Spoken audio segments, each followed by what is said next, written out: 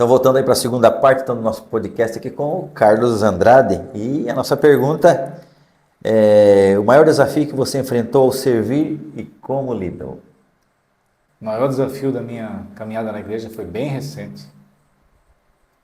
Começou antes da pandemia, um sonho, um projeto, um trabalho, né? Um estudo, muito estudo, né?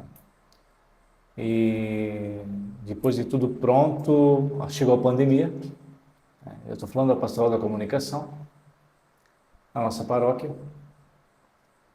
e não deu certo. Eu não vou entrar no detalhe, assim, mas o demônio ele usa de muito ardil, muito ardil. Só que ele não derruba. Ele não derruba o servo de Deus, por mais pecador que seja servo de Deus. E só que gerou frutos. Essa grande rasteira gerou frutos. Eu fiquei mais forte. Eu fui para a catequese, encarei a catequese de crisma. Hoje eu consegui, com a graça do Espírito Santo, um primeiro grupo que já recebeu o crisma ano passado. Eu estou com 2 caminhando na catequese como estagiários de catequista.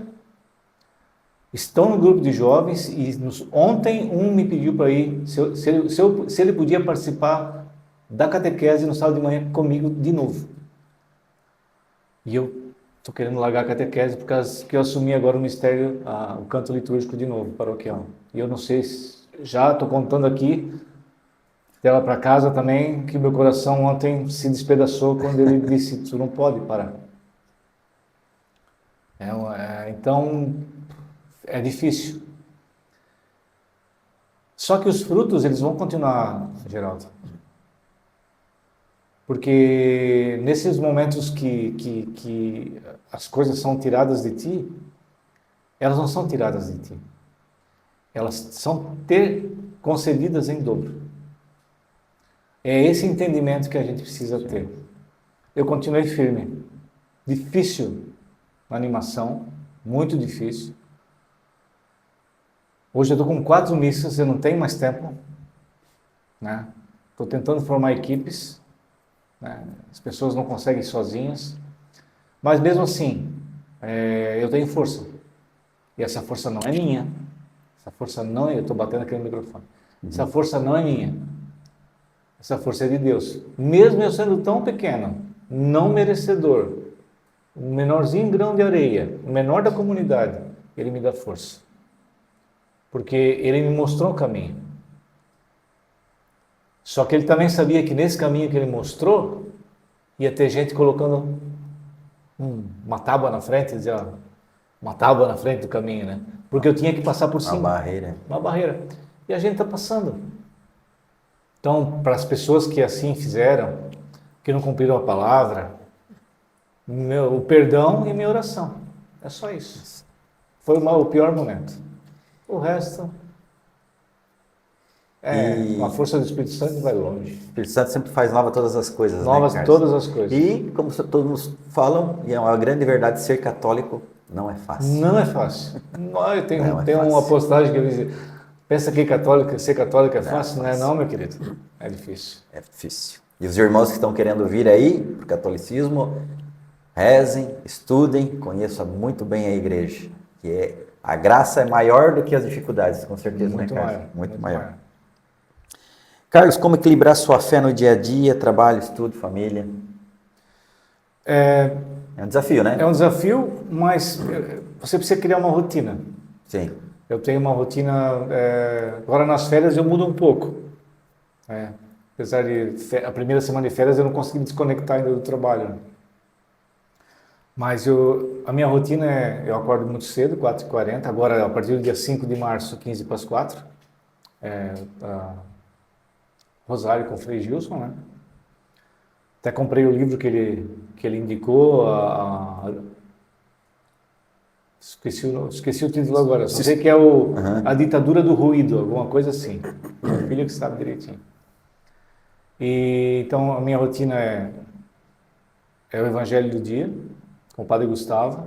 Enquanto eu estou fazendo as coisas ali, meu café, eu escuto, rezo com ele, encaminho para os meus catequizandos do ano, para os pais deles, para os pais dos catequizandos que já fizeram a crisma e para os crismados. Todos eles recebem todo dia o Evangelho.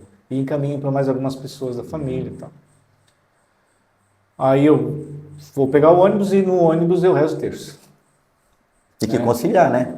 Tem que conciliar, pegar as brechazinhas e se não pode... Se eu tenho um colega meu que pega comigo, quando ele não pega comigo aqui no Amarelão, na Transtusa, eu rezo já no ônibus aqui. Quando ele pega comigo, que ele quer conversar, eu respeito e eu rezo no ônibus especial que vai me levar para a empresa. Só que eu tenho mais uma missão ali, é rezar o terço e ler a Bíblia, que eu tenho o aplicativo do Frei Gilson, eu estou no capítulo 46 do Gênesis, em casa nós estamos no 4, que daí a gente medita, e eu estou no 46 do Gênesis, para ler a Bíblia toda no aplicativo. Então, você consegue, hoje tem tudo na mão. Então, e final de semana Sim. é missa, é participação na comunidade. Assim. E nessa quaresma, qual que é o teu propósito aí de você fazer, né? Já tem o teu propósito também? O propósito meu da quaresma, e a gente tem lá em casa, o propósito é do rosário. Sim. Eu vou ter um problema porque agora nas férias eu vou conseguir fazer o rosário inteiro. Quando eu trabalho eu preciso ir para o ônibus, eu vou ter que continuar rezando fora da adoração. Sim. Mas é um propósito, e aí, concomitantemente, vai ter o quê? Isso vai dar força para o jejum, não só do alimento, porque o alimento, a gente com certa idade tem que comer, não pode, né? Sim. Mas o jejum do pensamento, o jejum das palavras, de alguns atos, né? Da modéstia. Então, da modéstia e do servir. Então, acho que tem bastante receita, né? Só Sim, basta com certeza. seguir. Carlos, como você vê as mudanças da igreja desde sua infância até hoje e o que mudou na comunidade e na sua fé? A mudança na igreja, essa pergunta também ela é interessante porque a igreja não muda. Na realidade, o que mudam são as pessoas. As pessoas, exatamente. Então as pessoas que estão à frente muitas vezes querem inventar moda na igreja. Eu não me refiro a movimento. Eu não me refiro a movimento, não me refiro a nada disso. Eu me refiro à própria constituição da igreja, assim, da liturgia, do rito, porque isso não muda. E eu fui entender isso, e eu não sei se ele vai assistir, com o Padre Humberto. Ele falou um dia uma coisa assim para mim, e se ele assistir, ele vai lembrar. Se ele não lembrar, também entendo.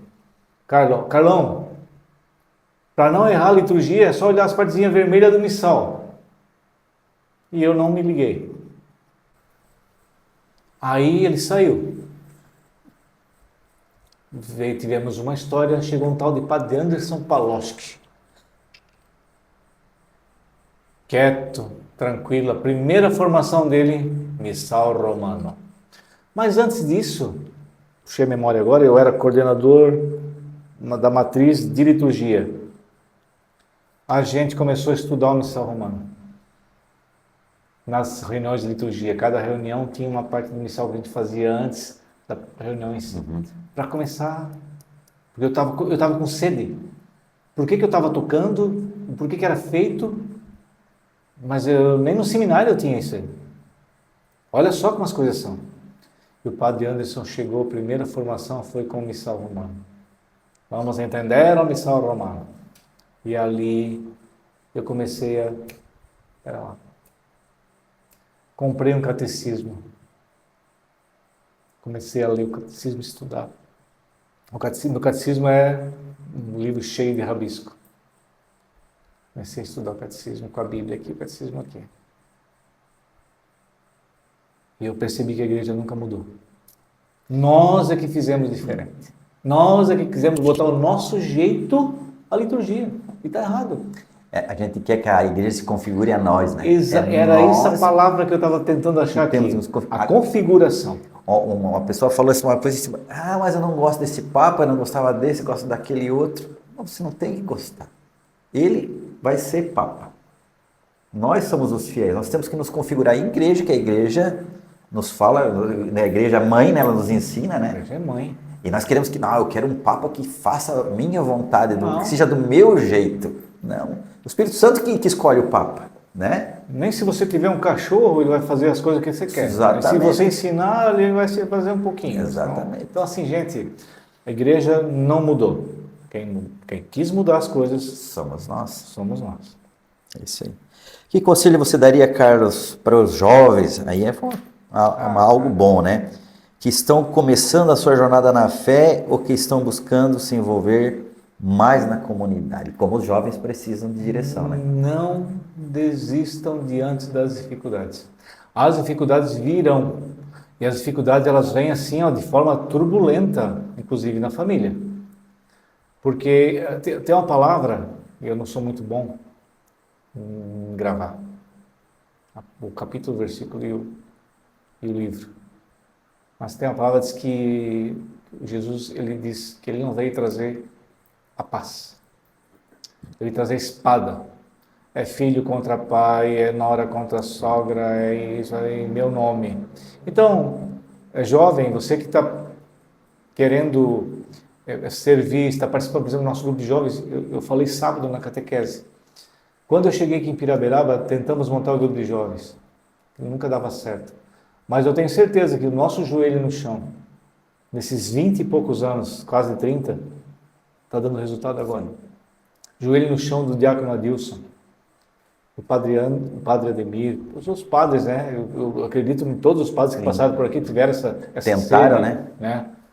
De que tivéssemos uma juventude atuante. E hoje a gente tem. Eu vejo a nossa juventude, gente, essa que está ali, vamos prestar atenção. Eles são jovens, são felizes, mas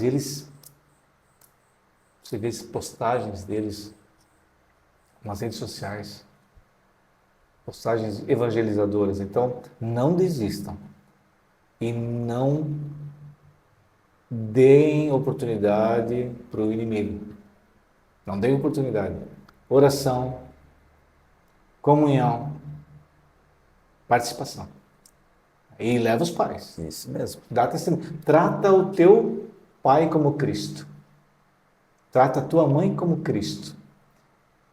Eu falava sábado lá no São Francisco de Assis. Quando a gente trata o outro como Cristo, o outro vai te tratar como Cristo, porque ele está vendo. E cria uma grande fórmula de amar o próximo. Então, trata o teu pai e a tua mãe como Cristo. Procura lá Padre Léo e procura o Cristo disfarçado em nós. Né? Qual é o maior ensinamento, Carlos, que a fé católica trouxe para a sua vida? O maior ensinamento que a fé católica trouxe para a minha vida. Eu acredito muito na família, cara. A Igreja Católica, ela é a única igreja que se casa uma vez só. Então não adianta você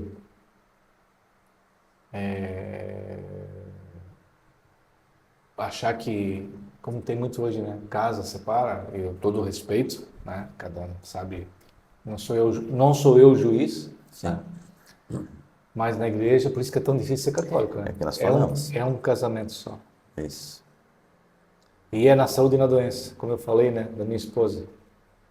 Aí ela tá lá, gripadinha, fique tranquilo que eu sou imune, tá? Eu tenho que cuidar dela, assim como ela cuidou de mim, então... Às vezes um cônjuge fica doente e o outro já vai embora. Conheço vários casos. Da pessoa que adquiriu uma doença, um câncer, e o outro abandonou, não quis cuidar. A Igreja Católica, ela te ensina que família a Sagrada Família, né? Jesus, Maria e José. O católico que não tem uma imagem da Sagrada Família em casa, vá comprar. Pede para abençoar e tenha lá Jesus, Maria e José. E diga assim, a nossa família, vossa é. É isso aí. Eu acho que é o maior. E para não deixar de fora, o tripé, né? A tradição, o magistério, a tradição, o magistério e a oralidade, né? As escrituras, né? Escrituras.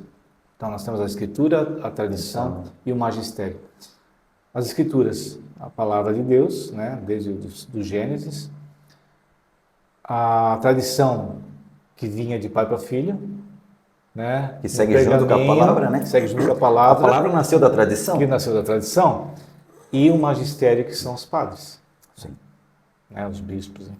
Então, acho que são os grandes tesouros da igreja, que todo católico deveria estudar. Exatamente. E você não pensa que é a igreja que impõe, você não pode. Nada. A igreja segue a palavra. A igreja não Isso que impõe. Mas a igreja força. Alguém falou para mim, mas tu é escravo, cara. Tu tá lá, sabe? Que eu não sou escravo do pecado? Sim. O caminho de santidade é você que decide seguir, né, Carlos? O pecado é que escraviza, a igreja não. Me perdoe quem pensa diferente. Exatamente. Eu tenho que ver onde nós estamos investindo, se é aqui ou na vida eterna. Aí é a escolha de cada um, né? A escolha de cada um. E, Carlos, vamos com um bate-bola aí para. Gosto. Tu que gosta de futebol, né? Gosto muito. Vamos mais um. Fica à vontade. Então vamos lá para o nosso bate-bola, então, Carlos. Um santo de devoção. São José. Oh, valeu-me, São José. Falei São José. Uma música. Utopia. Passagem bíblica. Galatas 5:22. Uma oração. Cara. Ave Maria. Um padre que marcou na tua vida. Padre Ademir. Um papa. João Paulo II. Um livro que você leu ou você está lendo? Eu ganhei um livro ontem, Ave Maria, eu rezo, ainda não comecei. É de um conhecido, mas um livro que me marcou e que me deu um estalo também. Entender melhor a missa foi de um pastor, que hoje ele é mais pastor, obviamente. Chama-se O Banquete do Cordeiro. E um dia mais feliz da tua vida. O nascimento do meu filho. Glória a Deus. Carlos, que mensagem você gostaria de deixar para os ouvintes desse podcast, especialmente aqueles que buscam se aproximar mais de Deus e da igreja? Primeiro passo, ir na igreja. Se você quer se aproximar de Deus e não procurá-lo na comunidade, fica complexo. Só que a gente precisa estar com o coração preparado, Geraldo. Às vezes a gente não é aquilo que a gente pensa, porque a igreja ela é feita de pessoas. Nós somos um corpo, a igreja é o corpo e Cristo é a cabeça.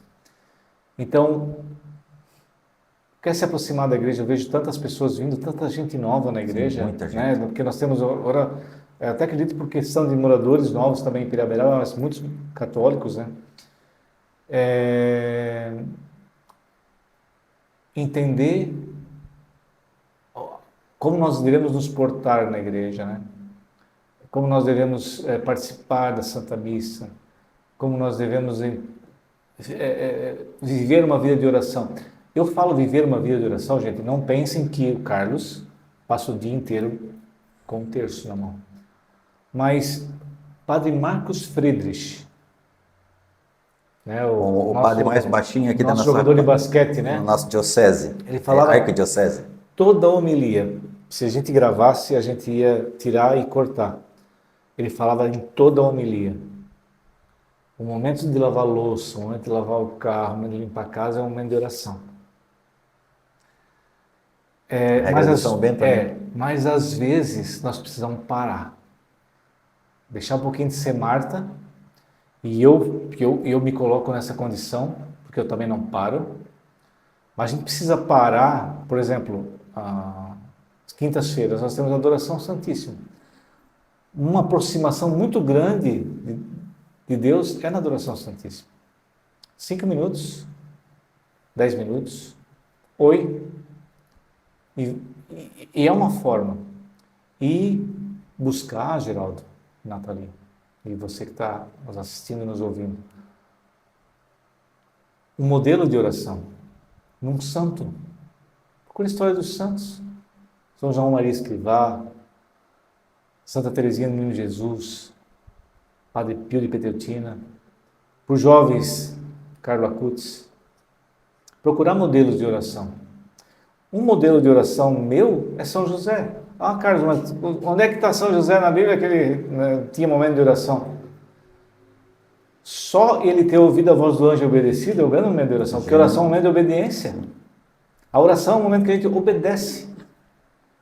E é um momento de conversa com Deus.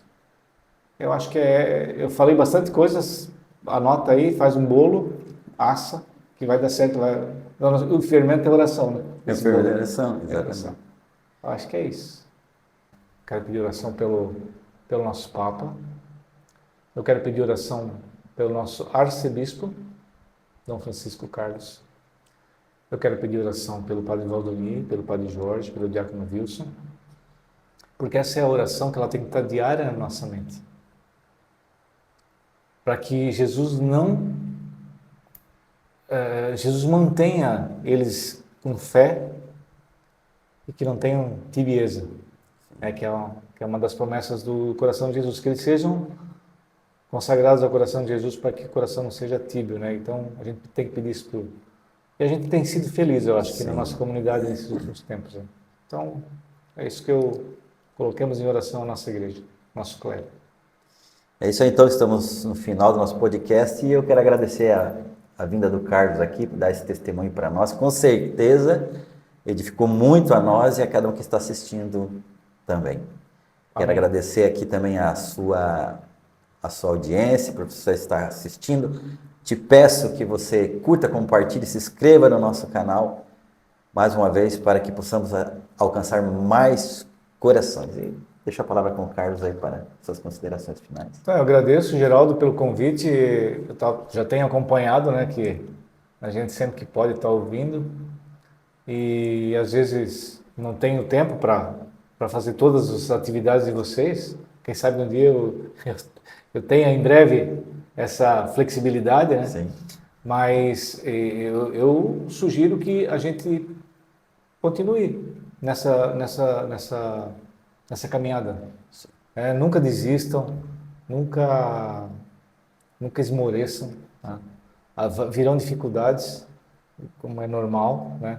Mas as dificuldades a gente tira ensinamentos, né? Sim, com certeza. E muda a rota às vezes. Muda a rota, né? Às vezes se pela esquerda está ruim, vamos pela direita. Então, se por cima está ruim, vamos por aqui. Mas sempre com o coração de Jesus firmes aí no nosso propósito de evangelização. Acho que é isso. Isso aí, então. Obrigado mais uma vez e até o nosso próximo podcast. Boa noite. Até mais.